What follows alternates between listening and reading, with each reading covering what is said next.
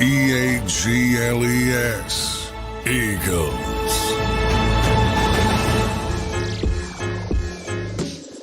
Welcome in, everybody, to the JAKIB Halftime Show here in a Week 8 matchup versus the Bengals. It is 10-10 at the half, an offensive bout so far in this game. Boy, I tell you what, the way it started, the Bengals started this game with, I believe it was a 17-play, 70-yard, 10-minute-plus drive. I'm like, oh, boy, Eagles offense better get ready to score. After that, they made him settle for a field goal. Darius Slay made a great play.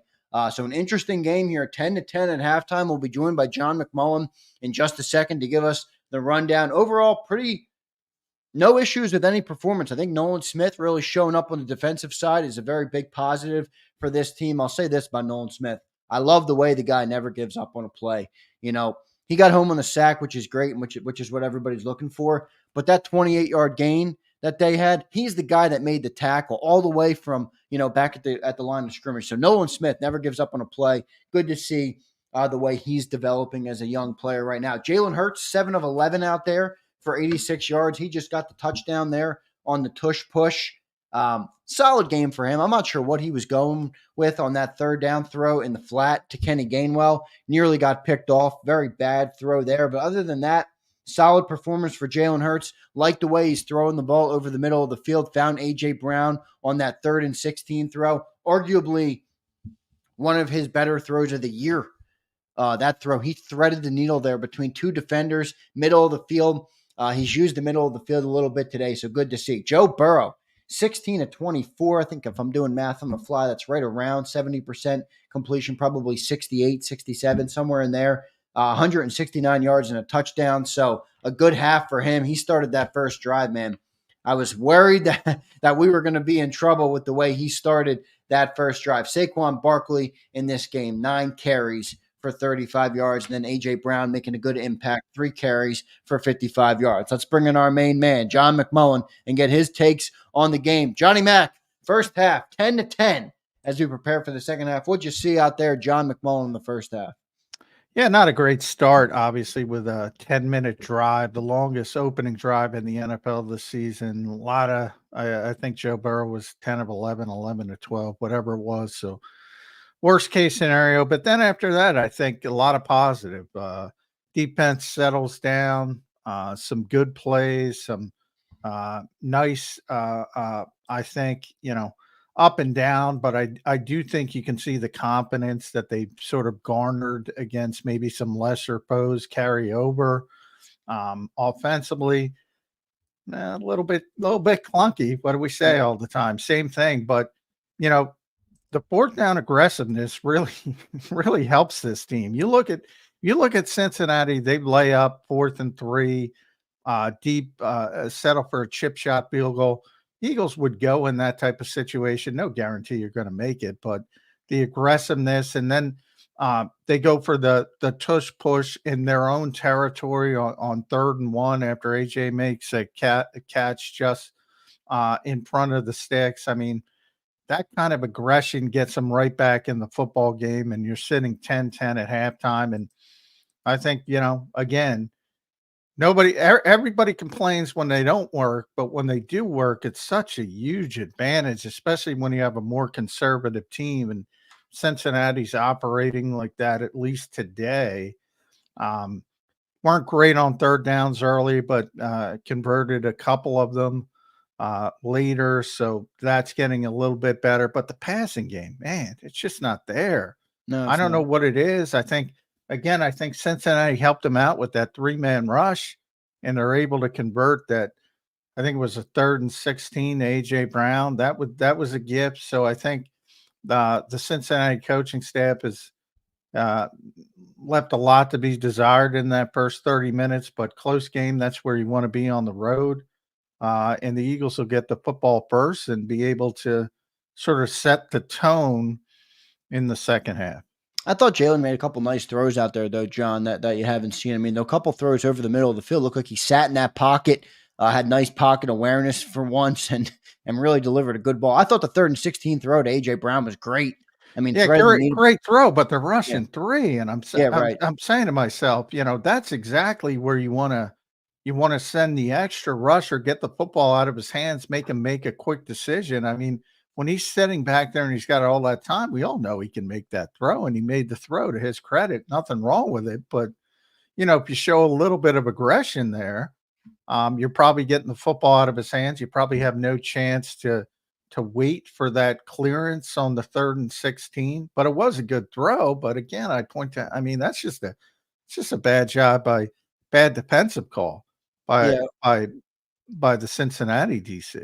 Yeah, the only throw that Jalen made that I was really a head scratcher was that throw to the flat to Kenny Gainwell. I mean, if that was anyone other than Logan Wilson, that thing might have been returned for 6 the other way. That was a bad throw there for Jalen in man. Yeah, well, Logan's got a lot of interceptions for a linebacker. Yeah, he should have jumped on that ball a little bit better. That was that was a bad throw. But Kenny was right. That was more of a bang throw. And I do think after that start, I think some of the interior pressure started with Jalen Carter.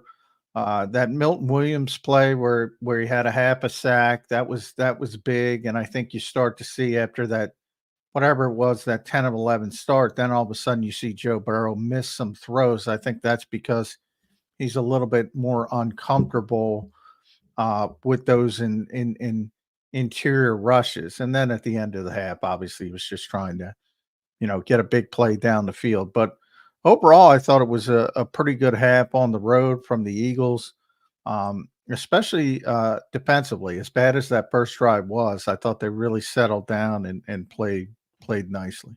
Well, I mean, they gave up what? What were the drives? I mean, you had the touchdown drive, and then you had the field goal, and then you had a missed field goal. So really, the missed field goal is the reason that the Eagles are ahead in this game. So the defense didn't really. Oh yeah, but that's 54. So I think a lot of people are, because of what went on early in the season, a lot of people are like, well, 54 is 54, and he missed it, and that gave the Eagles good field position. So yeah, no, it did. That's not like they were deep. They were deep for the 27-yard field goal that put them up 10-3, but that was 4th and 3. I would have went for that. I would have went for that if I'm Cincinnati. If they go for that, if they get it, they're probably winning this game and Right. on their way to a victory. But they played it conservatively. And then the Eagles facing a 4th and 1 at their own, I believe it was 39-yard line, somewhere around there. 90% of the team still punt this and that, give up a possession. They just went and got the first down. It remains a huge advantage. And when it doesn't work and people lose their minds, I'm like, boy, this has been so successful for this team over the years. And you're seeing it again. You saw it last week against the Giants. You're seeing it again today versus a conservative team. Now, maybe if it's against the Detroit Lions who do it all the time as well, it's sort of back and forth, but you really see the difference when you're playing against a more conservative team like Cincinnati certainly is today. You go with the defense's performance. I mean, that first drive was obviously tough to watch. Well, that wasn't a great first drive, but it was all underneath, and they were making them try to go down the field. The old, that's what the scheme is designed for, and they made them go. I think some of it was a little Joe Burrow magic too. Like that 3rd and 22. I don't think that was the first drive. That was the 3rd and 22. That's just tip your cap to the other team. That was a great pass rush. I mean, Joe Burrow, what a play there. Yeah, I mean that overall, you think about that first drive, 70 yards on 17 plays, and then they give up 104 yards the rest of the half. I think the defense has been okay. I'm not great, but I think it's been solid after settling down after that first drive. You saw the pass breakup by Slay in the end zone. That's a tremendous play. Reed Blankenship, they showed the close up of him and Gesicki on 3rd down, getting his arm in there to make Gesicki one-handed.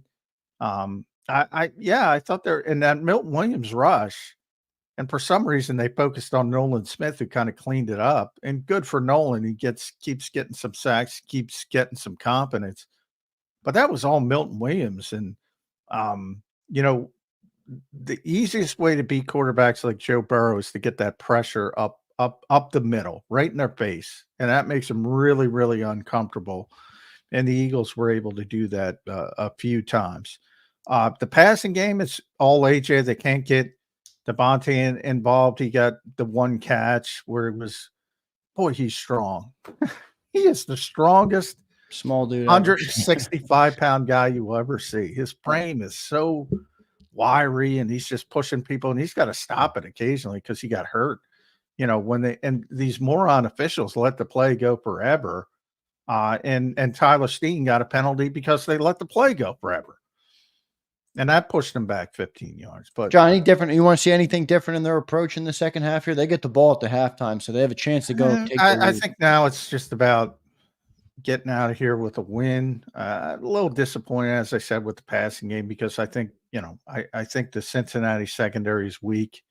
It's been a balanced attack so far. Yeah, now it's 10-10. I'd ship towards trying to, not that it's been a great half for Saquon, under 4 yards a carry, long is 7 yards, I believe. But yeah, I'd go heavy run game to try to get out of here with a win.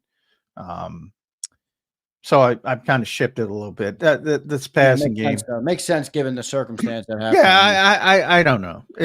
And now you're not in a shootout, so you've settled down. Cincinnati's not scoring at will, so I think you can kind of shift your mentality, try to get out here with a win.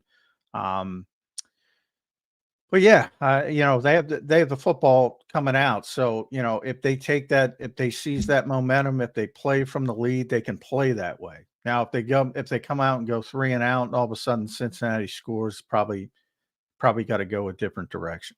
Johnny Mac, great halftime report, man. We'll catch you on the postgame show. Thanks for doing it. All right. Thanks, Andy. All right, great stuff there from John McMullen joining me on the JAKIB Halftime Show. Appreciate everybody in the chat. Hit that like button before we get back. Game is about to resume here, 10-10. Looks like my prediction is going to be a little off. Not enough scoring here. I had 31-28 Philadelphia Eagles winning. I do think they're going to win, but I think a lot of it will hinge on this first drive here in the second half. If the Bears can get points on the board in this first drive, which is about to begin, I think they'll be able to go and lead and get to a victory. But you don't get nothing here, and then you give the ball back to Cincinnati. Now you're playing from behind again. Could change the strategy here for the Philadelphia Eagles. So an important drive coming up at a halftime. Appreciate everybody in the chat right now. Hit that like button for me. Pound that like button. We appreciate each and every one of you guys. And we will catch you on the post-game show. It'll be myself. It'll be Dan Cilio, and it'll be John McMullen. And we should have an action-packed show. Hopefully the Eagles get the win here and move to 5-2. Let's see how it plays out. Thanks, everybody in the chat. Hit that like button. And we will catch you next time here on JAKIB Sports. Post-game show coming up right after the game. EAGLES. Eagles.